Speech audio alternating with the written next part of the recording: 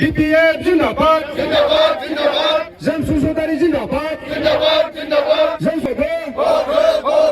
जय BPF ने जय BPF ने जय BPF ने 9 एप्रिल तारिखआवहाय जानो गोनां एसेम्बलि इलेक्शननि बे फोसावदिंनाय मेलाव नुजाफैनाय गासैबो बे गामिनि रायजो राजा नोंथांमोन आरो जोंनिनो बे मेलाव नुजाथिफैनो हानाय जोंनि निसिमा कनस्टिटुएन्सिनि मानगोनां MCLA सार बिथां आरो जोंनिनो चिरां डिस्ट्रिक्ट ब्लकनि प्राइमारिनि गुबुन गुबुन बिबानाव थानाय लोगोफोर आरो आंजोंनो लोगोसे फैफानाय आंनि टीमनि मेम्बारफोर दा गिबियावनो आङो सासे BPFनि लाइमोन दैदेनगिरि जानानै आं बेखौनो बुंनो सानो जे आंहा दा माने इसेबां बैसो जायाखै नोंथांमोननि सिगाङाव फैनानै राजनितिकनि सोमोन्दै बुंफैनो बा राजनितिकआ मा बेफोरखौ आङो बुजायनानै होनायनि आंहा दिनै सम जायाखै आरो जोंहा गोबां गिदिर गिदिर माने जोंनि सिनियरफोर दं लिडारफोर दं आरो नोंथांमोननि सिगाङावबो फैनानै राजनितिकनि सोमोन्दै बुंफैनो हयथ' आंनि बैसोआ जाथ'वाखैमोन किन्तु जेलानाखि बै समावहाय जोंनि BTCनि पावार एन्ड फांसना खमायलांनो नागिरबाय जोंनि BTCआ थेर बेथेर जालांनो नागिरबाय जोंहा दिनै जाथिनि सेन्टिमेन्ट दं हिसाबै जोंनि BTCखौ बोरैहाय जोङो बासायनानै लाखिफिननो हागोन जोंनि गोमालांनो नागिरनाय जोंनि BTCनि पावार एन्ड फांसनखौ जों माबोरैहाय जोङो एसेब्लाबो जोङो रैखा खालामनो हागोन होननानै जोङो गासैबो कलेजनि इउनिभारसिटिनि जोङो स्टुडेन्टफोर ज' जालायनानै जोंनिफ्राय जों माबा मोनसे खालामनो हायो नामा जोंनि जाथिनि थाखाय होननानै जों ओंखारबोदोंमोन बे हिसाबै जोङो हाग्रामा महिलारि सार बिथांनि दैदेननाय BPF पार्टिखौ जोङो जोंनि इयुननि थाखाय एसेब्लाबो मोजां जागोन जोंनि इयुन जोलै फंबाय बिनानावमोननि थाखाय BPF पार्टिया एसेब्लाबो मोजां खामानिखौ मावगोन जोङो सानहरनानै नुहुरनानै आरो जुदि जोंनि बे BTCआ जोंनि BTCखौ जों ओरैनो मोनाखै होननानै जोङो मिथिगौ जोंनिफ्राय जोंहा BTC सोरजिनायाव जोंनिफ्राय कन्ट्रिबिउसन गैयामोन जानो हागौ थेवब्लाबो जोङो दिनैहाय जोंनि गिदिरसिन मानसिफ्रा खिन्थायोखाय जोङो मिथिदों जे जोंनि BTCखौ सोरजिनायाव जोंनि BTCखौ मोननायाव जोंनि गोबां आबै आबौमोनहा जोंनि आदा आबै आयं मादैमोनहा गोबां कन्ट्रिबिउसन दं बिथांमोनाहाय गोबां माने गावखौ बावसोमनानै गावनि जिउखौ अबदान होनानैसो जोंनि BTCखौ मोनदों होननानै जोंनो खोन्थायो बे हिसाबै जोंहाबो जोंनि गोदान जेनेरेसना जोंनि BTCनि थाखाय जों माबा मोनसे खालामनो हागोन नामा जोंहाबो जाथिनि थाखाय माबा मोनसे जोङो कन्ट्रिबिउसन होलांनो हागोन नामा होननानै जोङो साननानै बै टाइमावनो जों ओंखारबोदों आरो हाग्रामा महिलारि सार बिथाङाबो दिनैहाय जोंनो खामानि मावनो थाखाय सुबिदा होदों जोंनि फंबाय बिनानावमोननि थाखाय जोंनो खामानि मावनो थाखाय सुबिदा होदों दिनैहाय बिथांमोनाहाय ससियेल मिडियानि गेजेरजों जोङो नुदों प्रमद बर' दैदेननाय सरकार आरो दिपेन बर' सार बिथांमोन बायदियाहाय दिनै गोदान लाइमोनफोरखौ लानानै माबा गोदान जेनेरेसन Z खुलिदों किन्तु दिनैहाय बैबायदि दिनैनि दिनावसो दिनै बिथांमोनाहाय बिदि फैनानै बुंफैदों किन्तु सोरबायदि जेनजि जाय जाथिया जाय जोंनि BTCआ अलखदनि समावहाय जाय जोंनि BTCआ थेर बेथेर जालांनो नागिरदोंमोन बे समाव बिथांमोना अबहाय गोदोसोनानै थायामोन दिनैहाय बिथांमोना लाइमोनफोरनि जानानै गोबां गिदिर खोथा बुंदों किन्तु जों बै टाइमावहाय जेला जोंनि BTCनि पावार एन्ड फांसनफ्रा खमायलांबाय जोंनि 16था डिपार्टमेन्टआ थांफिनबाय जोंनि BTCआ थेर बेथेर जालांनो नागिरबाय अब्ला बैफोर लाइमोना अबाव गोदोसोनानै थायामोन जोंथ' दिनैहाय जोंनि BTCखौ ओरैनो मोनाखै होननानै जोङो गोबां मानसिनि जिउ अबदानजोंसो मोननाय होननानै जोङो बुजिनायखायनो जोङो दिनै लाइमोनफोराबो फरायनायजों लोगोसे जोंनि जाथिखौ जोंहा बासायनांगौ जोंनि BTCखौ जोङो रैखा खालामनांगौ जोङो दिनैहाय जाथिनि सेन्टिमेन्ट गोनांखाय जाथिखौ अनोखायसो जोङो दिनैहाय BPF पार्टि बायदियाव थानानै जों खामानि मावनो थाखाय ओंखारबोदोंमोन किन्तु दिनैहाय बै गोदान लाइमोन गोदान जेनजि सोर बिसोरलाय बिथांमोननाव साननो हानाय गोहो दंना गैया आङो दिनै बेखौसो सोंनो लुगैयो बिथांमोनाहाय ओरैबायदि माने मिसलिड खालामजाबाय प्रमद बर'जों मिसलिड खालामजाबाय दिपेन बर'जों मिसलिड खालामजाबाय जायनि जाहोनाव जोंनि BTC बायदि गोथार दिनैहाय सेक्रेटारियेटआव अफिसाव थांनानै बुख्रुब बुसि खालामहैदों होनब्ला बिथांमोनाहाय दिनैहाय मानि थाखाय जेनेबा साननो हानाय गोहो दंना गैया आं बेखौसो सोंनो लुगैदों जोंहाथ' जाथिखौ अनोखायसो जोङो जाथिनि थाखाय माबा मोनसे मावलांनो जोंनि फंबाय बिनानावनि थाखाय जों माबा मोनसे मावलांनो होननानैसो जों ओंखारबोदों दिनै बिथांमोननि जेनजिया जोंखौ सोंखारिदों दिनैहाय पलिटिक्स माने फैनानै खालामफैदों गोबां खोथा बुंदों आरो किन्तु दिनै बिथांमोनाहाय मानि थाखाय जोंनि बे BTC सेक्रेटारियेट अफिस जायखौ माने गोबां माने खस्थ'जों मोननाय गोबां मानसिनि जिउ अबदान जालांनाय हिनजावफोरा गोबां रेप खालामजानाय सोरनिबा फिसा सोरनिबा बिदा फंबायहा जिउ गारनानै मोननाय दिनै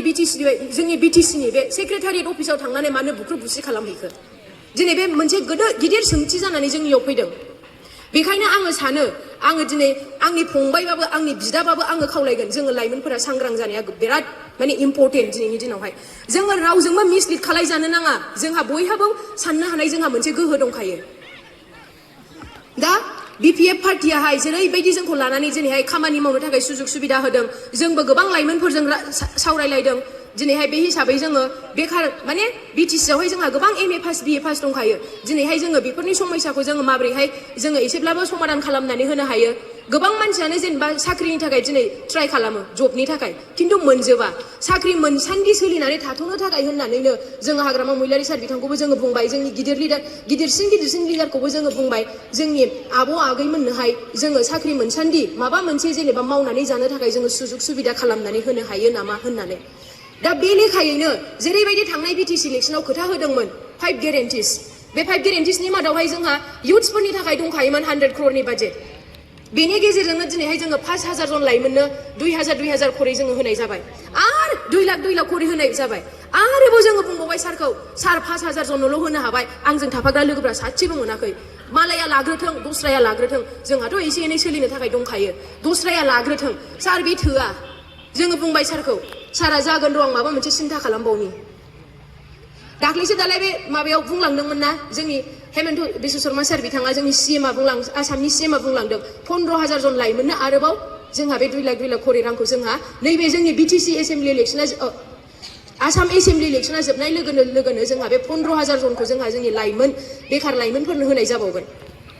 होनब्ला दिनै BPF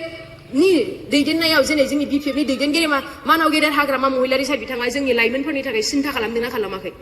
बिथांमोन दिनै बेखौ जोङो लाइमोनफोराबो साननो हानाय जानांगोन दिनै 2 लाख खरै रांखौ होजोबनो हायाखै खिन्थु बोसोरे जेलानाखि जोंनि BPF गभर्नमेन्टआ थाबाय थागोन बेखौ होनो नागिरदों आरो नोंथांमोननि खाथियावनो थानाय रौमारियाव बिथांमोना निरिम्स खालामगोन होननानै बिथांमोनाहाय बुंदोंमोन खिन्थु जायाखै दिनै BPF पार्टिया जाय बुस्थुखौ खालामनो हागोन जेरैबायदि खोथा होदों बेखौनो दिनैहाय मावगासिनो दङ दिनैहाय जोंनि बेखार माने MA पास BA पास सेंग्रा सिख्ला लाइमोनफोरा बेराद जाबाय बेनि थाखायनो बेखौहाय जेनेबा गभर्नमेन्ट जबखौ गासिबो मोनजोबा गासिनोबो होजोबनो हाखाया पसिबोलानो नंखाया बेनि थाखाय जोंनि इयुथ्सखौहाय माबोरै एंगेज खालामनानै दोननो हायो बबेबा मोनसेयाव बेखौ सिन्था खालामनानैनो सारा दिनैहाय भकेसनेल साबजेक्ट बेखौ दिनै दस्रा माने डेभेलप कान्ट्रिफोरजोंहाय माने बिथांमोननिखौ फल' खालामहरनानै दिनैहाय जोंनि भकेसनेल साबजेक्टखौ स्कुलाव सोफानानै होदों हो खिन्थु हायार इडुकेसन गैया बेनि थाखाय बेखौहाय साबसिननिफ्राय गोजौसिन सोलोंथाइ होनो थाखायनो दिनै हाग्रामा महिलारि सार बिथाङा दिनैहाय भकेसनेल इनस्टिट्युट गायसनजेनबाय जोंनि कासिक'ट्रायाव आङो चिरांनि जोंनि कासिक'ट्रायाव टुरिजम एन्ड मेनेजमेन्टनि इनस्टिट्युट बिथाङा बेसेबांबा गिदिर माने गायसननानै होबाय बिनि कनस्ट्राक्सना दा सोलिगासिनो दङ आरो बिदिनो गुबुन गुबुन साबजेक्टआवबो एग्रिकालचार अट'मेटिक जिखुनु साबजेक्टआवनो बे जोंहा भकेसनेल साबजेक्टखौ लांफाबाय थासिगोन होननानै हाग्रामा महिलारि सार बिथाङाहाय जोंजों रायलायदों आरो जोंनि फंबाय बिनानावमोन जायफ्रा मेट्रिक एग्जाम होदों PO फाइनाल होदों बिथांमोनाबो टप 10 आवहाय जायफ्रा मासि आवग्रिनो हागोन टप 10 आवहाय जाय माने गाखोगोन बिथांमोननि मार्कसाहाय बिथांमोननोबो फंबाय बिनानावमोननोबो दिनैहाय 5 लाख रांनि अनसुंथाइखौ होगोन होननानै जोंहा फोसावनानै होखाबाय आरो MI साबजेक्टआव जाय टप 10 खालामनो हागोन बेनोबो 3 लाख खरै रांनि अनसुंथाइखौ होनाय जागोन आरोबाव जायफ्रा PhD खालायगासिनो दं PhD स्कलार बिथांमोननोबो जोंहा रांनि अनसुंथाइखौ होनाय जागोन होनब्ला जों इयुथ्सनि थाखाय जों इयुथ्सखौ एनकारेज खालामनाय जादोंना जायाखै इयुथ्सखौ जोंनि लाइमोननि थाखाय मोजां सिन्था खालामदोंना खालामाखै खालामदों निस्सय आरोबाव जायफ्रा APSC UPSC जायफ्रा बिथांमोनाहाय होगोन बिथांमोननि थाखायबो जोंहा मोनसे अनसुंथाइ थागोन बिथांमोना थांनाय समनि सिगाङावहाय गावसिनि गभर्नमेन्ट थानायावहाय सुपार 50 मिशनखौ फोसावदोंमोन खिन्थु बे सुपार 50 मिशनाहाय मा लिमिटेड मानसिनि थाखायल' आयंमोन 50 जन मानसिनि थाखायल' बेथ' जोंनि थाखाय थोजासे नङा जोंहा गोबां गोरोंफोर दङ बिथांमोननि सुपार 50 मिशनाव सोरबायदि मानसिया सेलेक्ट जादों जायहा कनसियास न'खरनिखा जायहा एसे एनै माने टाउनाव फैनानै एसे एनै माने कोचिं मोनखानाय एसे एनै माने नलेज मोनखानाय बिथांमोन बायदियाल' दिनै बिथांमोननि सुपार 50 मिशनाव सेलेक्ट जानानै दिल्ली बायदियाव गुवाहाटि बायदियाव थांनानै कोचिंखौ लानायनि खाबुखौ मोनदों जोंनि बै गामियाव गोदोसोनानै थानाय जाय रिमोट एरियायावहाय जेबो बेफोरबायदि खबरा सौहैस्लाबा दिनै बिथांमोना ओरैनो आन्दायनानै थादों दिनै बेफोरबायदिखौ सिन्था खालामनानैनो जों हाग्रामा महिलारी सार बिथांजों रायलायोखायनो दिनै हाग्रामा महिलारी सार बिथाङा बै दिल्ली बायदियाव थांनानै कचिं लाहैनो गोनां गुवाहाटी बायदियाव थांनानै कचिं लाहैनो गोनांखौ दिनै जोंनि बिटिसिआवनो खालामनानै होनो नागिरदों मोनफ्रोमबो डिस्ट्रिक्टआव जोंहा कम्पिटिटिभ एग्जामनि सेन्टारखौ जोंहा गायसननानै होनो नागिरदों हाग्रामा महिलारी सार बिथाङा जाय बुस्थुआ जोंनाव गैया हो जोंनि बिटिसिआव क्राइसिस बे बुस्थुखौ खालामनानै होयोब्ला जोंहा गोबां मोनसे डेभेलपमेन्टनि खामानि जागोन ना जाया जेरावनाखि जोंनि फंबाय बिनानाव आब' आदामोनाहाय जायगायावनो थानानै जोंहा बे कचिंखौ लानायनि खाबुखौ मोननाय जागोन होनब्ला गोबां मोजांनि बाथ्रा नंगौना नङा आरो गोदोनिफ्रायनो बिपिएफ सरकाराहाय माने जायफोरा एपिएससि इउपिएससिनि माने एग्जामखौ होदों जायफ्रा प्रिलिम्सखौ पास खालामबाय बिथांमोनाहाय न'आव थांनानै सारनाव रांनि अनसुंथाइ बिहैबा सारा हरलाबायखायोमोन जोंनि आदामोनानो जोंनि आब'मोनानो खिन्थानो रोंगौ मोनखादोंमोन होननानै खिन्थुहाय माने प्रमद बर'मोननि बायदि सालाक खामानि मावनो रोङाखै बिसोरथ' बिथांमोना ओरैबायदि माने सालाक मालाय गासिखौबो माबा मोनसे खामानि मावब्लानो बेखौहाय नाम दोनो मिशननि नाम दोनो दिनै सुपार बिउटि मिशन बिथांमोना फोसावदोंमोन खिन्थु हाग्रामा महिलारी सार बिथाङा गोदोनिफ्रायनो मालाय होबोबाय थादों अनसायबोबाय थाखादोंखा मा खालि मोनसेल' माने बिथांमोनाहाय बे मिशननि नामाव नमेनक्लेचार दोननो रोङाखैमोन दिनैहाय बेफोरखौ गासैखौबो नायनानैहाय दिनै आरो जोङो गोबां इयुथ्सफोरजों रायलायबावगोन सावरायबावगोन गोबां फिडबेक लाबावगोन आरोबाव मा खालामोब्ला जोंनि बिटिसिनि लाइमोनफोरनि गेजेराव जौगाखांनाय फैगोन जोङो दिनै बेखौ नायनानै जोङो हाग्रामा महिलारी सार बिथांजों जोङो गोबां सावरायबावगोन जोंनि गासैबो जोंनि बिटिसिनि लाइमोनफोरजों जोङो सावरायबावनानै जोङो इयुनाव आरोबाव जोङो लाइमोनफोरनि थाखाय जोङोहाय माने गोबां खामानिखौ जों मावलांबावगोन होननानै जोङो दिनैहाय ओंखारबोदों बेखायनो आं बेखौ खावलायदों बे गोदान जेनेरेसन बे गोदान जेनजि बिथांमोनहा जेरैबायदि खोथा बुंगासिनो दङ दिनैनि दिनावहाय बेखायनो आङो जोंनि लाइमोनफोरखौ आङो सांग्रां जानो थाखाय खावलायदों बिथांमोनजोंहाय जोङो मिसलिड खालामजानो नाङा दिनैहाय जोंहा मोनसे साननो हानाय गोहो दंखायो बेखौ साननानैनो जाय बायदिया जोंनि इयुननि थाखाय मोजां जागोन जोंनि इयुन जोलैनि फंबाय बिनानावमोननि थाखाय मोजां सिन्था खालामदों बेबायदि पार्टिखौ सापर्ट खालामलांनानै जोङो सरकारावनो दोनबाय थानानै दे जोङो नायबावनो होननानै जोङो माने बिपिएफ पार्टिखौ माने सुजुग सुबिदा होबाय थाबावोब्लासो गोबां जोंनि गेजेराव खामानिखौ मावनो हाबावगोन जोङो बेखौ सिन्था खालामदों आरो दा बावहाय आइजोफोर दं हिसाबैहाय दिनै आङो बेखौबो माने फंनैसो बुंनो लुगैदों आरो ना मादैमोन आइजोफोरनि थाखायबो जेरैबायदि सेल्फ हेल्प ग्रुपनि नामाव 15,000